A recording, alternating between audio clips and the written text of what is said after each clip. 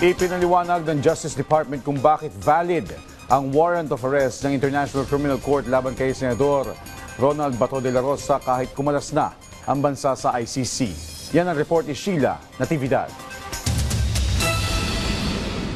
Sa kabila ng pag-alis ng Pilipinas sa International Criminal Court o ICC noong nakaraang administrasyon, may kapangyarihan pa rin ba ito sa bansa? Kinumpirma ni Justice Secretary Frederick Vida na may valid arrest warrant mula sa ICC laban kay Senator Ronald Bato de la Rosa. Kaugnay ito ng mga umano'y extrajudicial killings sa war on drugs mula taong 2016.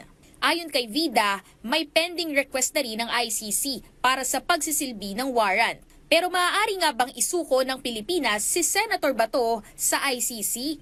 Noong taong 2011, naging kasapi ang Pilipinas sa Rome Statute na lumikha sa ICC. Kaya may kapangyarihan ng ICC na mag-imbestiga ng mga krimeng nagganap habang miyembro pa ang Pilipinas, kabilang ang war on drugs sa ilalim ng administrasyon ni dating Pangulong Rodrigo Duterte.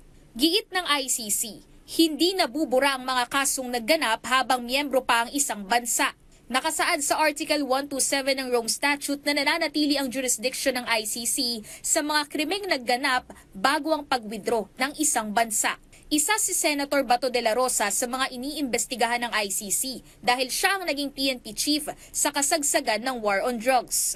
Ayon sa ICC, maaaring may pananagutan si de la Rosa sa mga umano'y kaso ng crimes against humanity. Noong nakaraang taon, naglabas din ang ICC ng sikretong arrest warrant laban sa senador.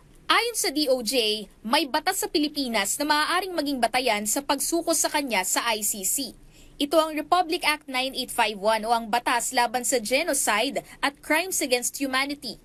Sa ilalim ng Republic Act 9851, maaaring isuko o ipa-extradite ang mga nasasangkot sa international crimes sa isang international court. Kung pwede lang. Kung meron akong panagutan ko dito sa ating local court.